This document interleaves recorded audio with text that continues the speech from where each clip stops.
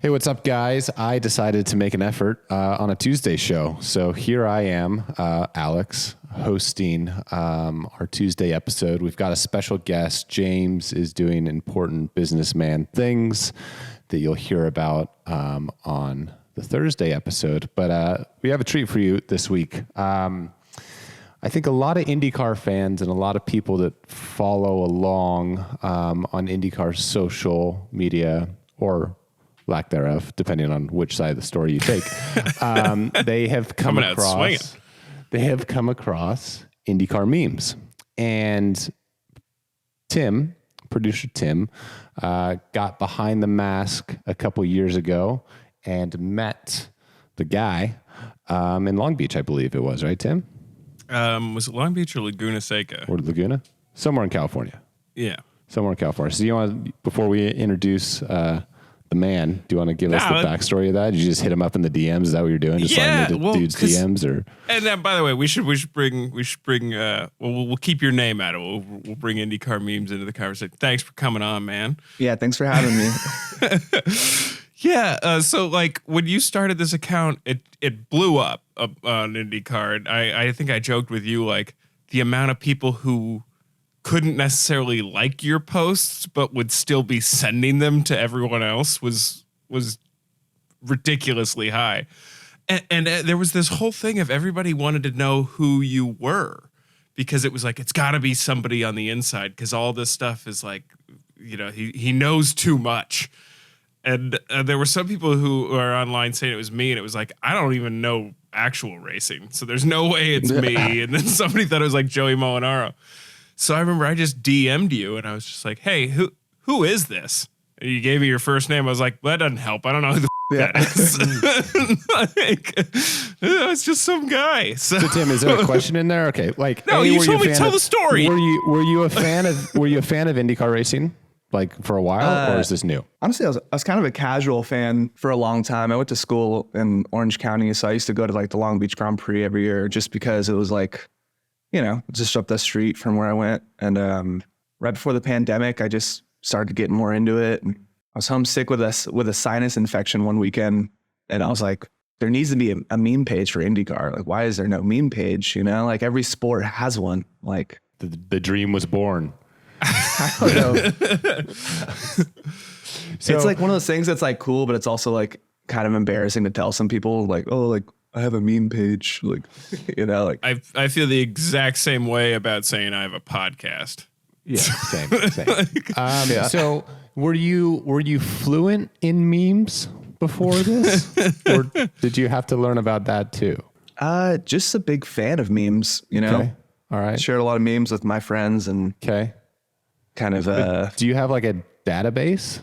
Because I feel like what's so impressive for me about you and what you do is not only like the accuracy and the quality of the memes you put out, but like the amount and the rate at which you can produce them. So it's like, do you have things that are just kind of waiting in the chamber, or are you just that creative of a person that you can just sit there and think of 8 in a 30-minute to 2-hour window of time?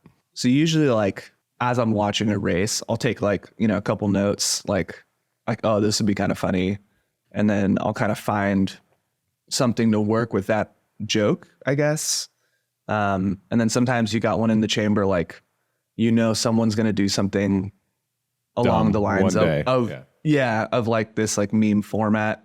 And then you just plug it in and make it work. And then a lot of the time it's just like kind of, you know, I'll be sitting at my desk trying to do my actual job, and then an idea pops into my head. Has anyone from, I mean, I know there's a little bit more to this backstory, and I'm not going to share it because I don't know if you want to, but has anyone from teams or IndyCar reached out to you and been like, hey, this is awesome, or hey, this is terrible?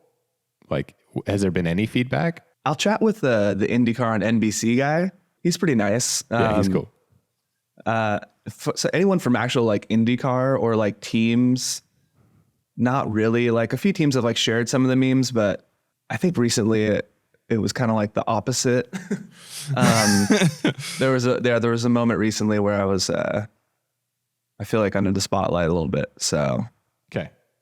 But yeah, sometimes it's good, sometimes it's bad. I think people are a little afraid of like. Well, that's the thing with the internet, man. And we've talked about it a lot on this podcast. You know, there's so many, and Tim kind of mentioned it earlier. There's so many things that we as drivers would love to promote, especially from your page, agree with, whatever. But publicly, obviously, you can't do that. I think a lot of the teams are the same. You know, I've come across quite a few of the social media people, content creators, whatever you want to call them, and everyone's a fan of what you're doing. So I obviously there's going to be people who have their feelings hurt temporarily at times, but I think as a whole, everyone appreciates massively what you do. A, for the comedic value, but also B, for just the promotion of IndyCar in ways that, for obvious reasons, we as a series and drivers and teams can't do. I think it's good for new fans, you know, that are maybe just discovering IndyCar. Like, they want to follow all the IndyCar pages they can find on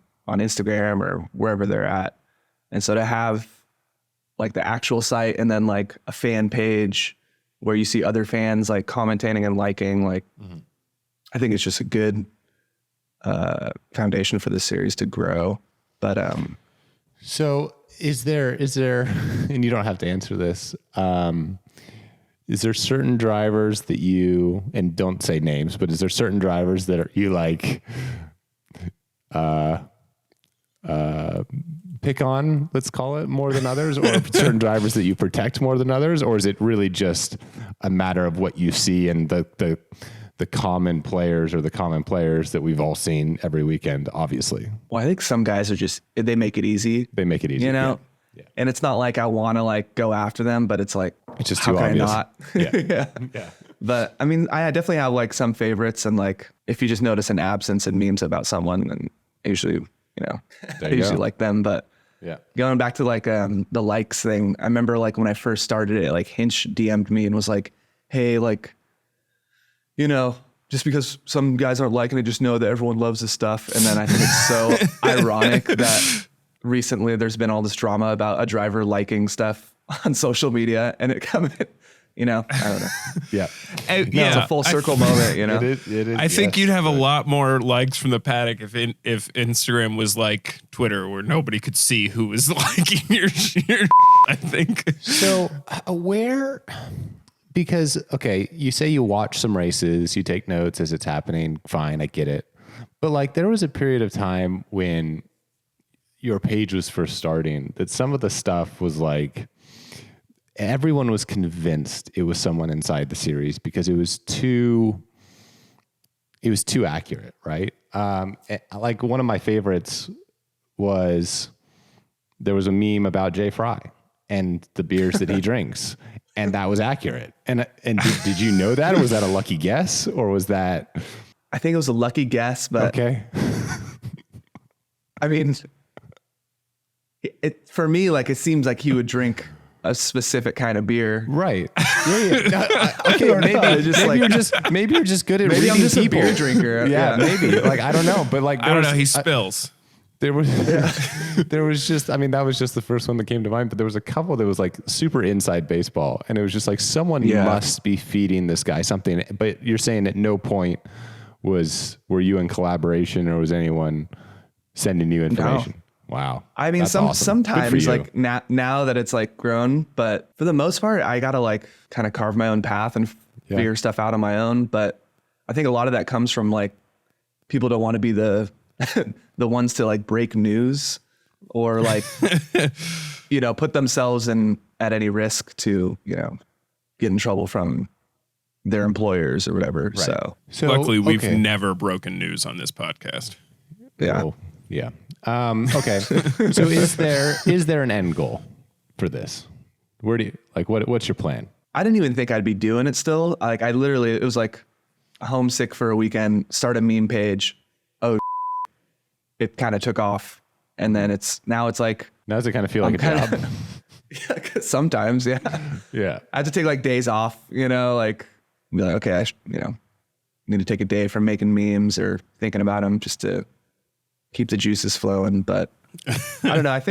I was thinking maybe starting like, you know, some merch and kind of going that route. But at first I was like, oh, this is a great avenue to maybe get a job within the series or, work for a team social media. But I think at the same time, like, because some of the jokes are like maybe a little on edge, it is almost like backfired.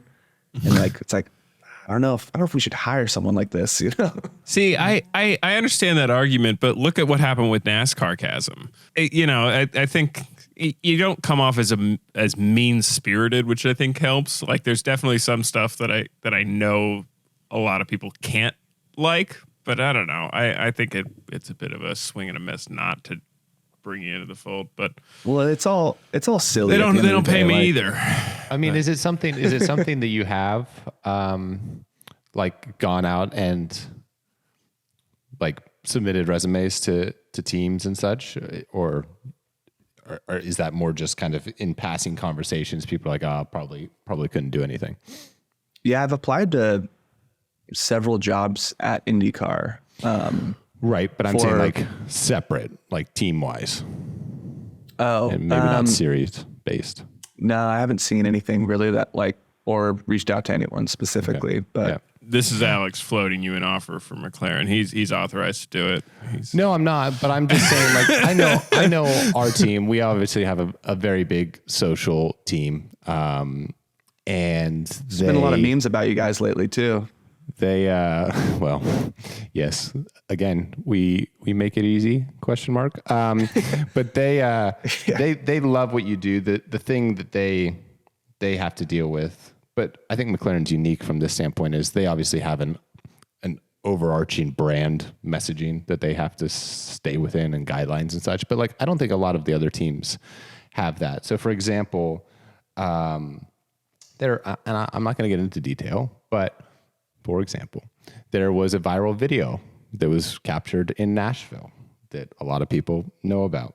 And my video guy, Brian Simpson, edited that video with me putting some earpieces in my mouth and then putting them in my ear. And there was a tune-in kind of reel for Laguna this past weekend. The team said, no, can't do it. I completely understood. I asked for approval before I posted it. Not a problem. Sent it. I can't confirm nor deny. And so I then showed that to Scotty Mack, and he was like, bro, I'll post it. From his own thing. It was a video of me, essentially. He didn't, because I told him not to. But my point of that story is I wouldn't give up on it. I do think there are a lot of people in the paddock that appreciate good social content. There are a lot of people in the paddock that don't have super soft skin. So if that is a goal / ambition of yours one day, like, keep hammering, because I think there would be an opportunity for you. I think it's very opportunity based too, because there is something to be said about having, the independence and the freedom to kind of pursue my own work. And being, if I could like somehow, make an opportunity out of it where I'm my own boss, that would be ideal. But I also, if they can, anyone out there, if there's any remote jobs, I would Hell yeah. be happy to find out. California boy. Yeah. Well, it's just like beautiful weather right now too, Oh yeah, no, it's not. It's not beautiful in Indy, man. I get you. No offense taken there. So do you have any plans to, I know I met you in person in Long Beach this year. Do you have plans to come to any other races, or are you kind of just West Coast only? Not any plans currently. I was thinking about going to Nashville this past off season before it changed to the Oval, right, just because we have a friend out there, but now I'm just not sure it's going to work out. Plus, we got dogs and yep, I hear you. People to watch the dogs. Have you been to the 500 yet? Is that? I haven't. Okay. Yeah, you need to do it. Know. Like if you need some help for you and your wife getting some access, hit me up. Be happy to. We'll get you in contact with Scotty Mack. He's he's great. I'll give you Santino's information. Oh my God, my favorite driver. Yeah.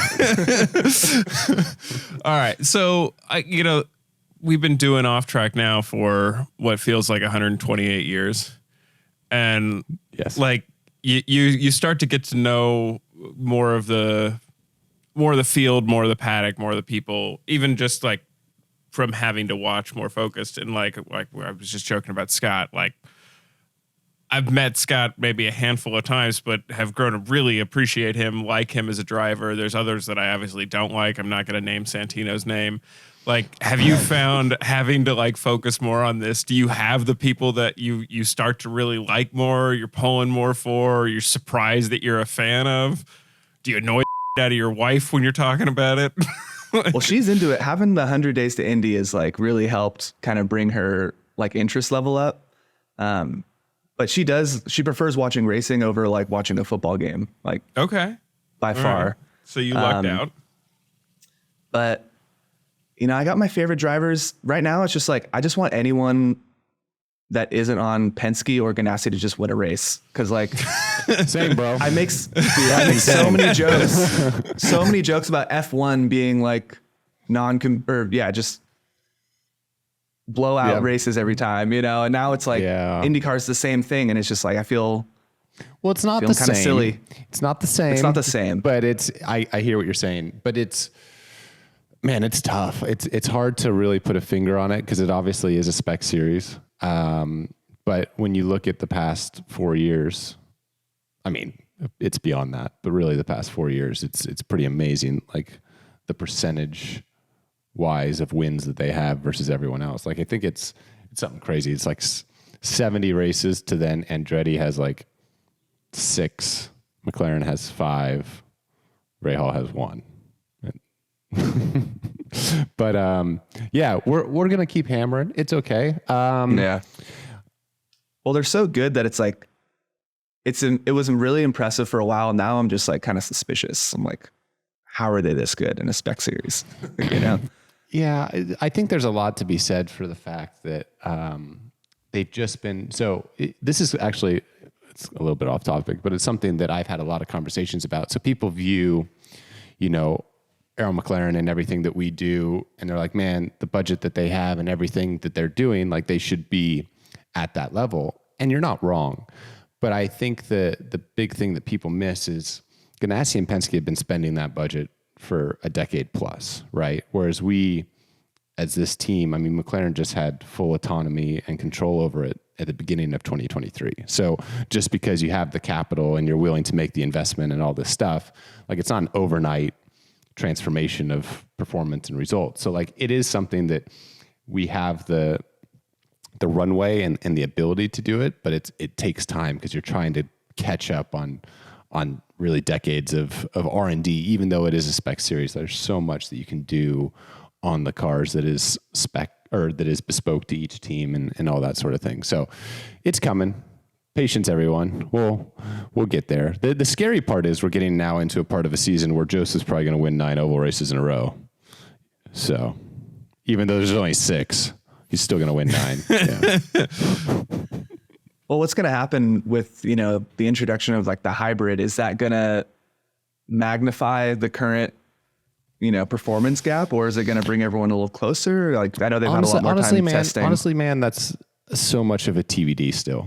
Like, there's a lot of unknowns. I don't know if you listen to the show, probably not, but we talked about the Milwaukee test that we had a couple weeks ago. We did like a race run exhibition type thing, and I had a real retirement from a fake race. So I don't really know how that bodes, but it is the same for everyone. Anyways, enough of that. Last question I got for you. It's a big one. If RP all of a sudden gave you the keys to the series today, what's the first thing you're doing? Well, I think, and for those that don't know, RP is Roger Penske. What? I think you need a new chassis. Like that's just Why? like, I'm not disagreeing. I'm just why? It's getting to the point where it just feels a little stale. You know, you want to like, and I think, you know, like with Penske and Ganassi, like they've had so much equity built into their engineering and stuff. Like having a clean slate, and then I would give the lower performing teams in the championship extra testing time in the off season with a new chassis. Interesting. I think that would be interesting to see. I think every team should only have 3 cars. Okay. And man, that is quite possibly the best suggestion I have ever, and I'm not bull, I've ever heard. Not the new chassis yeah. part. The teams. Well, even if it should if be you a do it with the reverse current order chassis. of the championship. The teams, the smaller teams, should get more testing time. That's exactly like that is the equivalent of different salary caps for teams. It's the equivalent of whatever they do in the Premier League in football, right? You know, that is a balance of power that really should exist. And I don't know why no one has thought of that. How does a team like Juncos close the gap to a team like Penske if like Penske is doing all the hybrid testing and then, you know, they only have like two cars versus three. So that one isn't completely fair. And I think there's a lot of, even Graham is upset about this. There's a lot of people that are upset about this. And I understand why. And obviously I'm on the position of having to have gotten to do a lot of time with the hybrid, but the manufacturers have to nominate teams, right? The manufacturers can't go out and do the testing themselves. So it's not that we just got a green light from the series to go do all this testing. Like there had to be R&D done. Honda and Chevy chose their top two teams to go do it.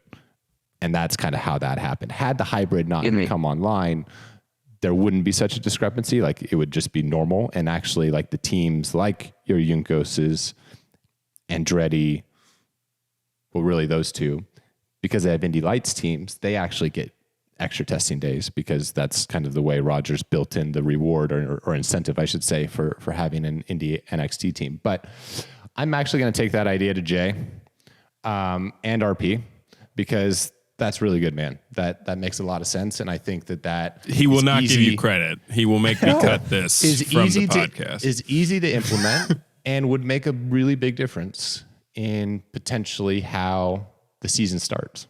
I think it's pretty impressive. Well, cool. Well done. Well, I appreciate the vote of confidence. Yeah, man. Well, thanks for coming on, man. Thanks for waking up early for this. Yeah, sorry. We got him up at 7 a.m. for the Pacific time. That was a rough morning for me. I'm not going to lie. Thanks for having me on. Appreciate you, dude. Have a good one. I hope to see you soon.